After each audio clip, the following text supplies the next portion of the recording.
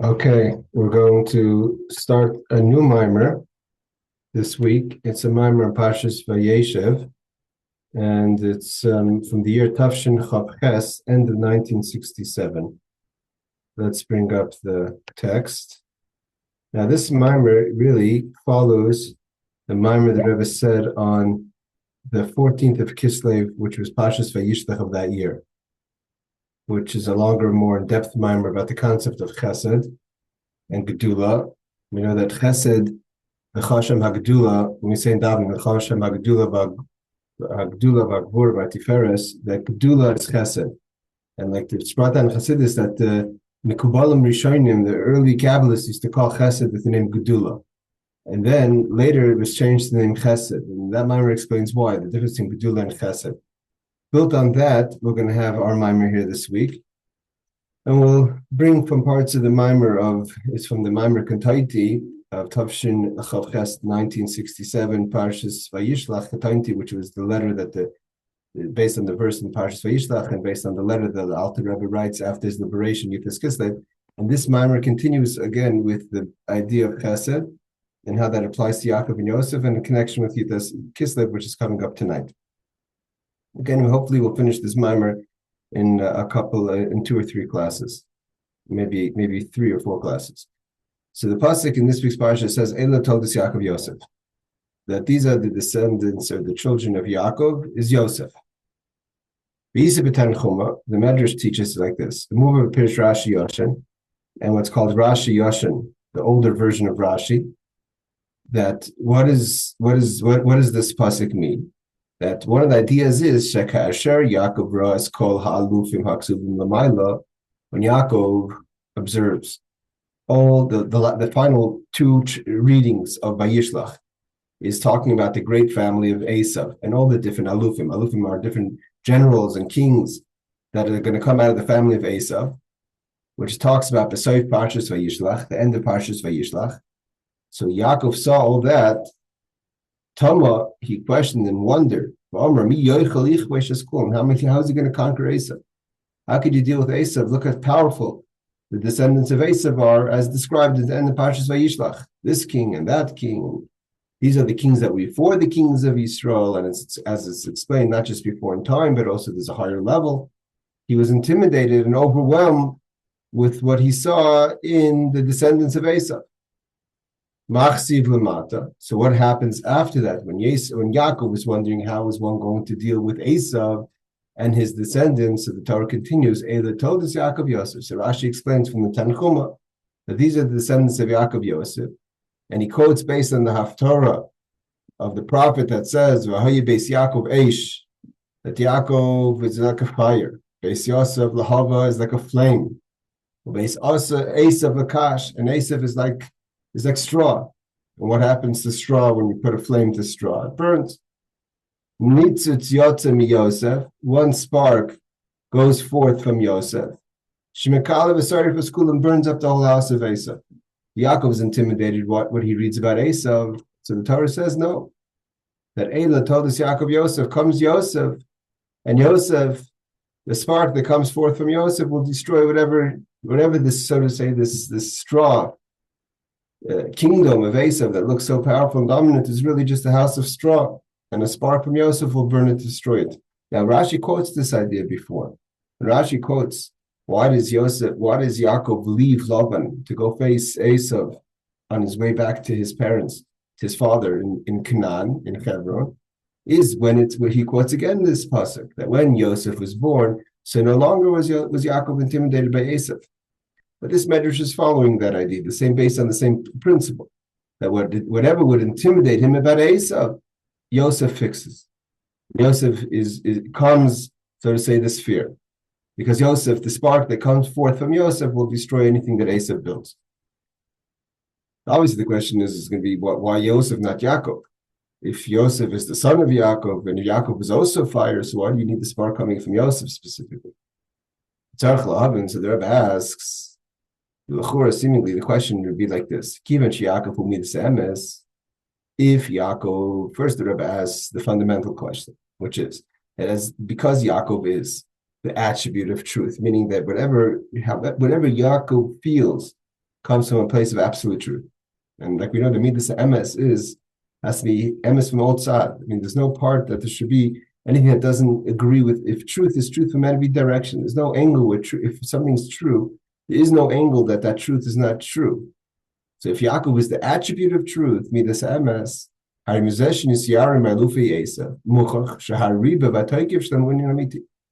Yaakov is concerned and scared of the alufei Eisav, of the generals and kings of Eisav, the kingdom of Eisav, is a proof this that he was concerned, and the strength of Eisav is true because Yaakov is true. And if Yaakov has a fear, it's something he's only fearful of something that's true. It means Eisav exists, and Eisav is intimidating, and therefore Yaakov, who is the attribute of truth, is intimidated by what he sees from Eisav. Because if there was nothing to be fearful of, then why would he be scared? If Yaakov is the attribute of truth, so if the fear wasn't true, that doesn't go together with Yaakov's attribute of truth. It means even if he has a fear, the fear also has to find place in truth. So it means to say that the fear has its justification. So if that's the case, if there's something to be afraid of, what do we say? That Eisav is only a paper tiger. A house is only made out of kash, only made out of straw, which indicates it's like a straw building that's nothing. A little spark will burn it down. One spark coming out of Yosef will burn the whole house of Eisav. So how could you say that Yaakov was scared? If he's scared, that means it's true. If he's true, how could you call it kash? How could you call it just a house of straw? An additional question. What does it mean in the verse itself that it says that the house of Yaakov is Eish, is fire? That Yaakov is fire and Yosef is the flame. The mashma, from this we see, it's not the same thing. The fact that the terminology is different of fire and flame means that they represent two ideas. And although it says that the spark comes through from Yosef to burn Eisav, but the Torah testifies, the prophet testifies, it's in Yeshaya, I believe, or it's Yeshaya, or it's Avodah, that there's Yosef, there's a Yaakov that's fire, and there's Yosef that's Lahava, which is a flame, and together the spark goes out of Yosef and burns down the house, the kash, the straw of Yosef. So we see that there are two ideas. We need both to nullify Eisav. But then that doesn't continue, it doesn't go on with the continuation. Because the continuation finalizes in the statement and says, that only a spark goes out from Yosef, doesn't mention Yaakov. That burns everything. Seemingly, it's just a little spark that comes from Yosef that burns the straw house of Eisav. So why do we have to mention the fire of Yaakov? Seemingly that the fire of Yaakov is a necessity. Then we don't. When it comes to ridding the straw entity of Eisav, it's only a spark that goes through from Yosef. It's only one spark. So what is this fire of Yaakov and the flame of Yosef, and what's the necessity of both of them, and why do we only say that one spark goes forth from Yosef to destroy the straw entity of Eisav? So the Havan calls out to understand all this. The Rebbe says now he's in reference to the Maamar he spoke about in Parshas Vayishlach Ketointi. So yesh lahartim tchila mashnis parallel. We have to base on what we said before, meaning in the Maamar that the Rebbe said the previous Shabbos in Parshas Vayishlach. And on Yudal Kislev, Bibir Egeres HaKodesh, this that it says in Egeres HaKodesh, Diramaskul Kotonti.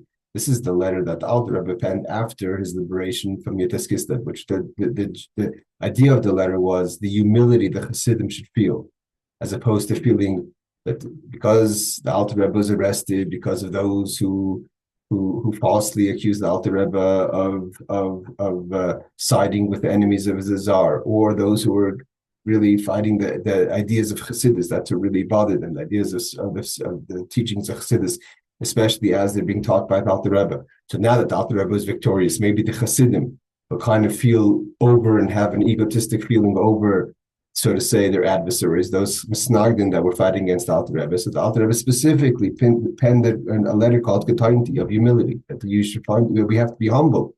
And specifically when we see miracles, and specifically the type of miracles we see, and specifically the closeness we see that Hashem shows us in these miracles, that should bring out a feeling of humility as opposed to a feeling of ego. And based on the idea of Katainti, the word Katainti means Katan. I've been humbled. I've been made to feel small. Because of Admor Zaken, that the Alter Rebbe writes this letter when he came back out of prison in Petersburg. After he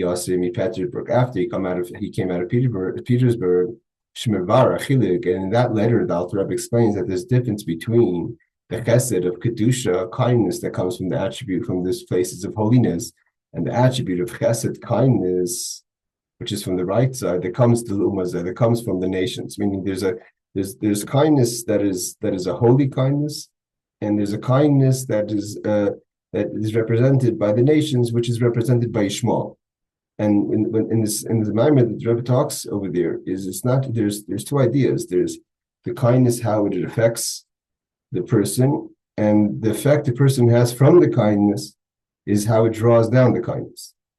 Yeah, so he explains that there's a concept of chesed of Avraham, the kindness that's represented by Avraham, and how Yishmael separates himself from chesed. Yishmael, which is the son of Avraham before the circumcision, is chesed of Yishmael. Chesed of Yishmael. But the more kindness they see, the more gifts God showers on them, the more it builds up their ego.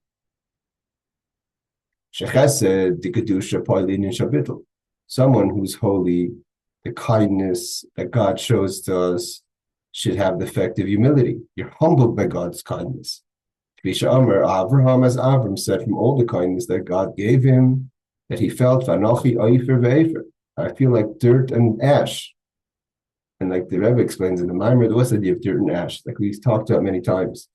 That just as a tree is made up of the four elements of Eish, Mayim, Ruach, Afer, which is fire, water, earth, and wind. And then combined in a certain way, everything's made out of those four elements. But let's say, as for an example, a large, huge tree. So when you have those elements made in the way, the formula that would create a tree, so when they're together, they have this huge tree. If the elements separate, let's say there's a fire and it burns, so the water leaves, the wind leaves, the fire leaves, what's left is just the offer, the dirt, which turned into ash. And what is it? Just a pile. There's no form of the tree anymore. So and although that ash comes from the tree, but if you looked at the ash, you wouldn't even know its origin, that it comes from a huge, powerful tree, because it's been so separate from that. So too, Avram Avinu felt like ash and earth compared to the chesed of Atzilus, to the chesed of Hashem. That's how far distant he was. So the kindness that Hashem showed him, it brought humility from Avram. And also Avram, on the receiving side, because we know that the relationship between Mashpia and Makabel, between the giver and the taker, is not just that how the person receives something or how someone gives something, but when there's a relationship, it's specifically how the receiver, the Makabel, receives something, is how it draws from the taker that gives, the Mashpia that gives something. So too, because Avram, his whole identity is bittul, it's drawing from a place of bittul, the chesed. That's what it says. It affects bittul on the receiver, on the makabel. Like Avram says, I feel humbled, like earth. In effect, because Avram is humbled, how the chesed comes from the mashpia, because there's a bittul in the mashpia that is responding to the bittul, to the nullification of the makabel, of the receiver. So the whole transaction is a transaction of bittul. Both from the side, it means the mashpia, here the Rebbe is going to go into the idea that chesed, the Rebbe uses very strong language about chesed. The chesed comes from a weak character. The fact that you're sensitive to someone's plight, to someone's situation, is a way of bittul. A stronger person that would be strong, you could call it strong or arrogant, or disregard, So therefore there's no hashpa. The person doesn't want that the entity, the mashpia doesn't want to give. It's only because the mashpia is humbled. So therefore the mashpia responds to the makabel, to the receiver. So there's the relationship between the mashpia and makabel is a relationship of bittul. That's what we're saying. There's two things. There's the bittul on the receiving side, and there's a bittul on the giving side. Avram being have bittul has an effect on the hashpa, on the flow that's coming from the mashpia, from the giver of chesed, because of the bittul, both in the mashpia and the makabel. That's all chesed of kedusha. So the ingredient of chesed of kedusha is bittul. Hashenkin chesed luma is a chesed of the nations, which is represented by the chesed of Yishmael, or the other side. Luma means the size of non-kedusha, of impurity, which is represented by the chesed of Yishmael.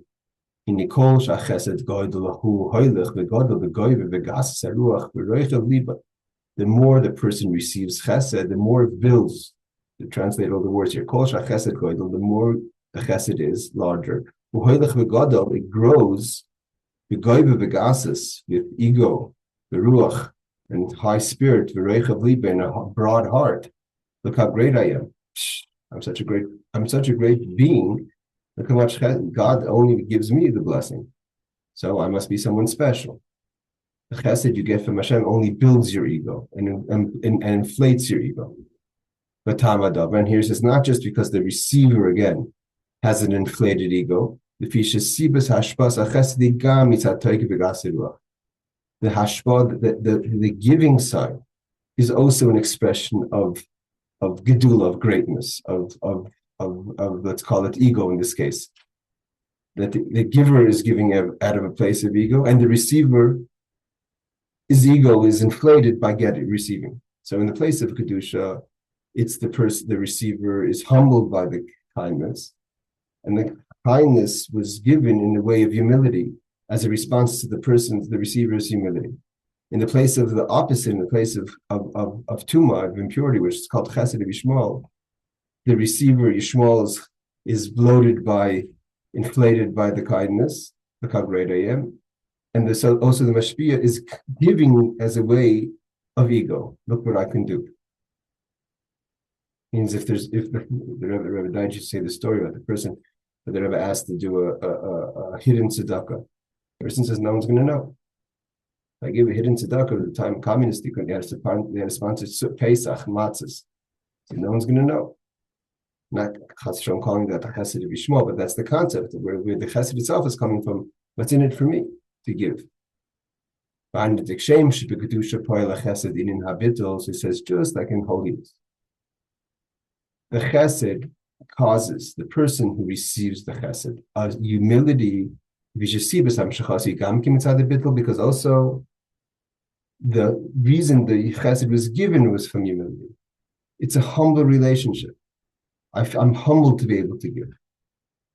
And that's felt in the receiver, and that brings humility that I was the one that was receiving from you. The whole basis of this transaction of the chesed is built on humility, both from the giver, both from the taker. Making bloomers on the contrary, from the forces of negativity, that both on the receiving and the giving end, it's from this point of strength, meaning a point of ego, a point of self-awareness. I'm so happy I could give. I'm so happy I received. It makes me feel so much better about myself. Look how great I am, I received. And that's a response to look how great I am to give. And if you think about it, it's pasha in the nature of things. If a person were to give something, and the idea of giving is to inflate yourself. So if on the receiving side, the person is humbled, so that could be, you don't feel like, who's that person worthy of my giving? But if the person meets your self-inflated feeling, so that's like that's a marriage of ego. Both the receiver and you want to give to something that's successful. And for instance, of course, you have people that would only give to something that's successful, even though by giving they have enough, but it's never enough. So give more. Where you could give it, instead of giving to a place that has so much, you could give to someone who has nothing. But the nature of a lot of people is only to give to the place where the receiving side is inflated, because it makes you feel better that I'm giving to something. The inflation attracts you, because it's really a mirror to how you're feeling. You want to feel inflated, and therefore when the fact that the person receives it feels inflated, you feel like you're giving to something important, as opposed to finding an opportunity, on the contrary, to give to someone who's humble. Maybe not be, it's not a, so it doesn't, there's no reflection of your inflated, you think in theory. We have the concept that says that there is a concept of mountains and valleys. And in order for a mountain to permeate outwards, like the stamp, so that the receiver has to pull inwards to make space. It's not always like that. And in this case, he says, chesed sometimes, inflated chesed only responds to inflated ego on the receiving side. Because what inspires the giving side is also from a place of ego, from toikev, from strength. He explains, just finish this paragraph. So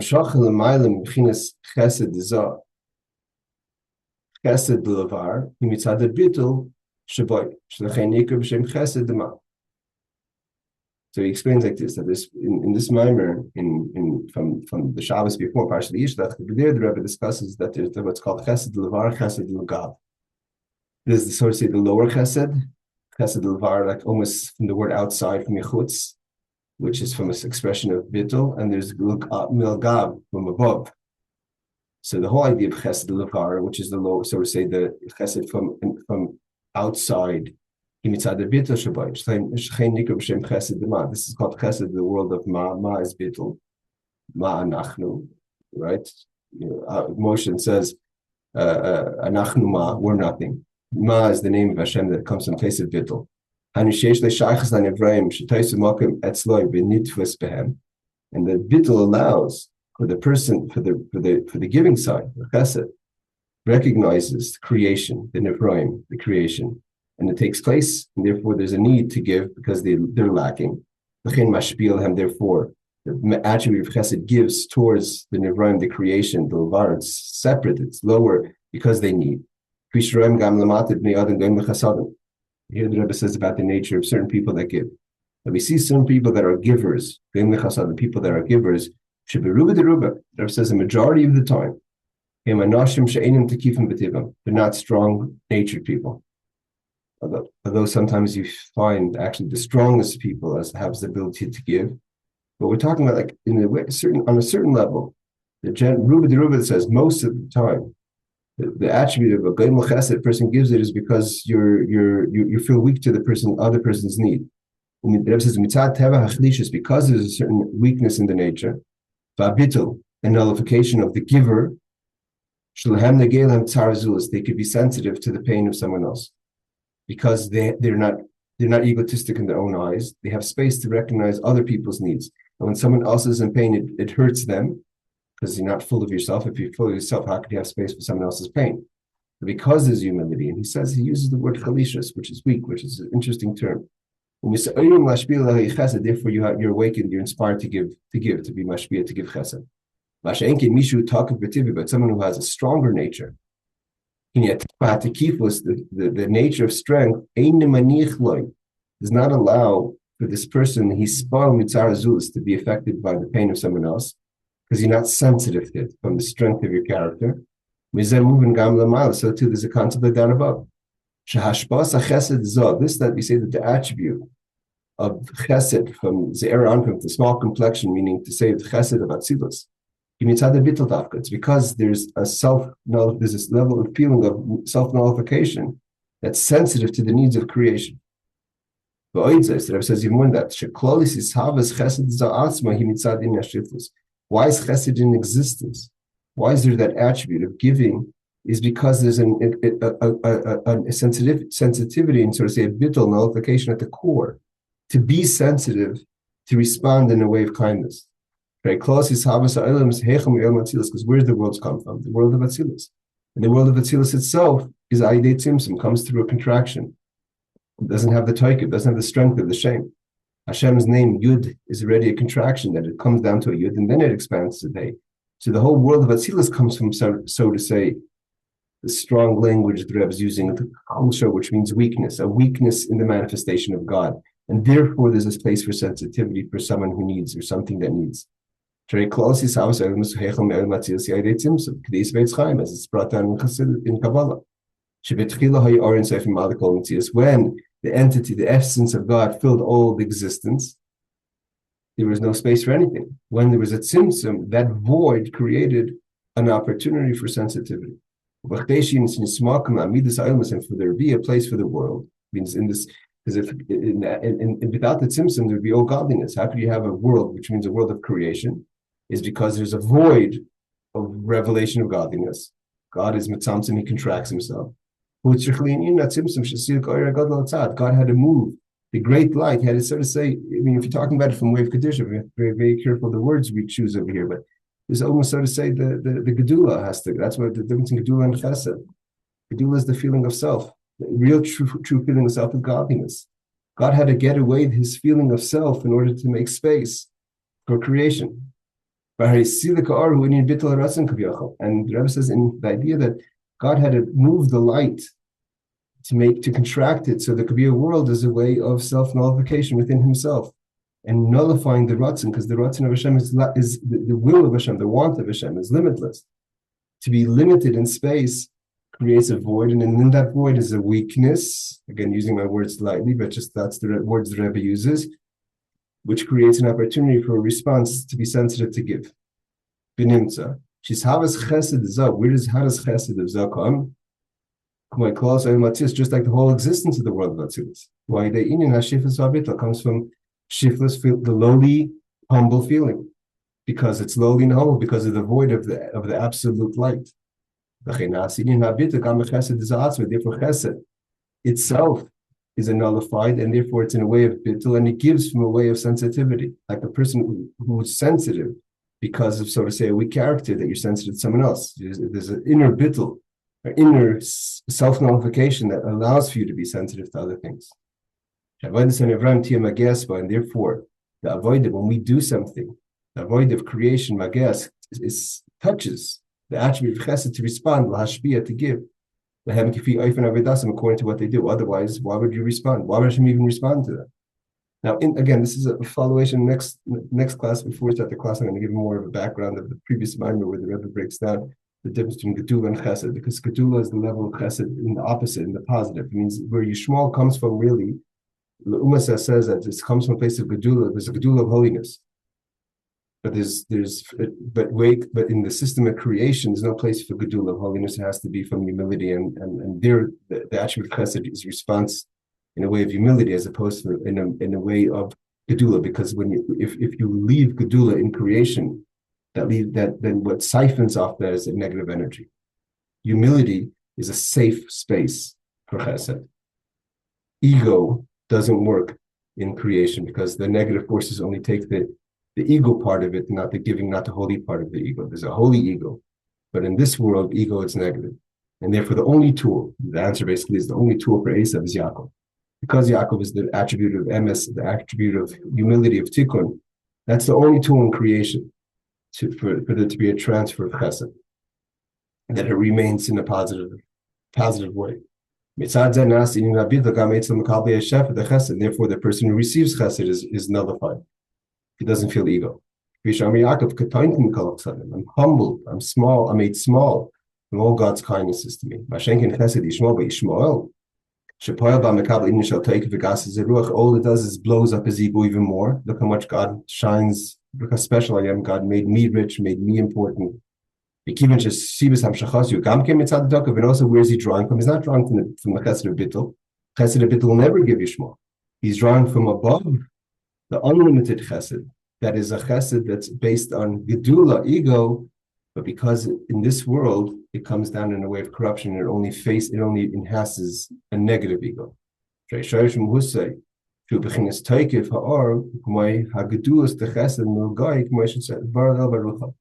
where does it come from? It comes from the level of gedula, which is chesed above, not the chesed way it comes into this world, as explained in length in the Maamar of the previous Shabbos that I'll give a little more background to before we continue this Maamar in hopefully tomorrow, same time. Okay, have a wonderful rest of your day and good Yom Tov with this Kislev tonight, etc.